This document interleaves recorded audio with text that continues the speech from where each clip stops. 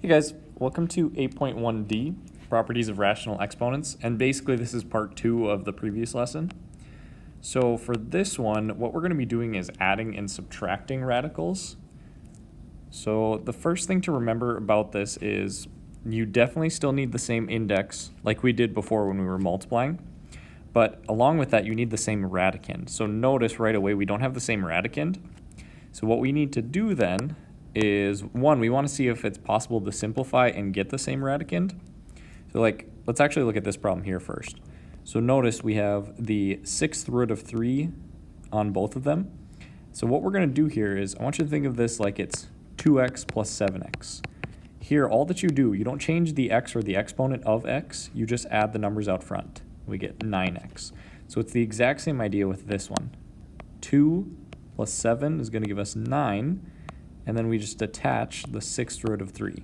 That part stays exactly the same. So over here, what we're going to try to do is, let's break down 625. It should be 25 times 25. And then that breaks up into 5 and 5, 5 and 5. Now since this is a cubed root, we're looking for groups of 3. So what we're going to do is the first one's going to stay exactly the same. Nothing changed for this one. But since we're pulling out a group of 5s, we're going to take 5 times 4, because we already have this 4 on the outside. And then we have the cubed root of 5 now. So what we would end up getting for this part is these two are going to multiply to make 20. Then what we're going to do is just add the 6 and the 20 together, giving us 26 times the cubed root of 5, because now we have the matching pieces. And that's our answer for that one.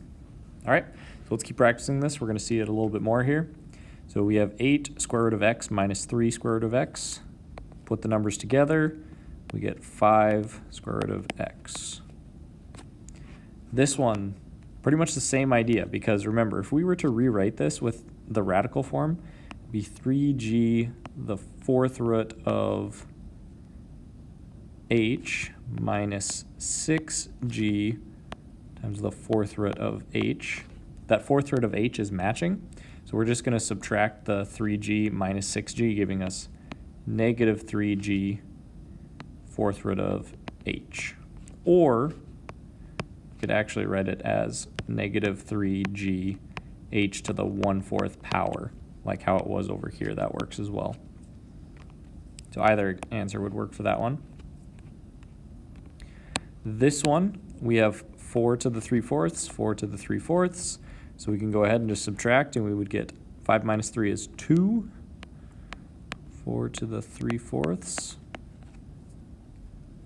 And then the next one, hopefully you take pause here, because we have the same index. We have the 3 and the 3, but we don't have the same radicand. We need that 81 to simplify down. So we're going to break it up into 9 and 9. That breaks up into 3 and 3. And since it's a cubed root, we're looking for groups of 3. So I'm going to pull out a 3 here. And then I still have this 3 left inside. And then we're subtracting the cubed root of 3. Now the trick here is to remember that it's the numbers out front.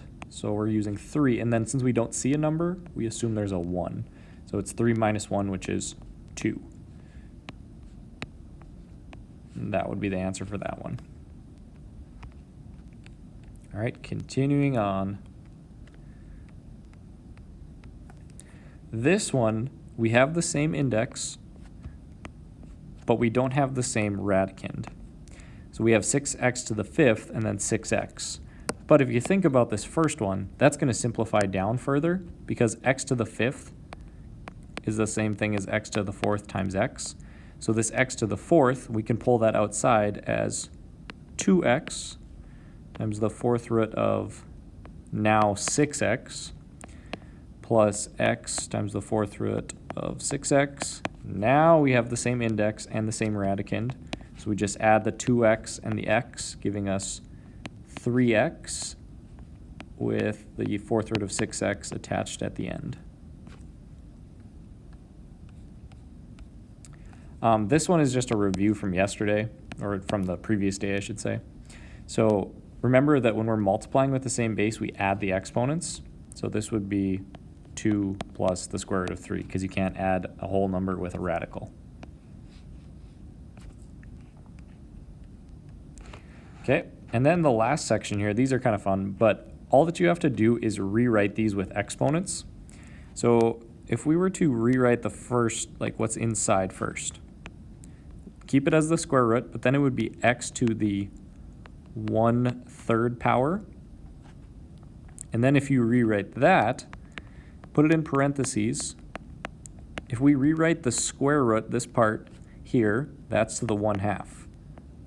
And then if you remember the rule, you multiply when it's a power to a power. So we end up taking 1/2 times 1/3, which equals x to the 1/6. Now there is actually kind of a shortcut to this. Look at your index and just multiply those together. And then the power of 5 is 1, so this is going to end up being 5 to the 1 over 2 times 3 is 6. Same thing here. The power would be 2. The exponent is 1, so we would get y to the 1 over 2 times 5 is going to be 10. And we could expand this. You would see it's y to the 1/2, and then the outside would be 1/5. 1/2 times 1/5 does give us 1/10. So that's just kind of a shortcut. But all right, that's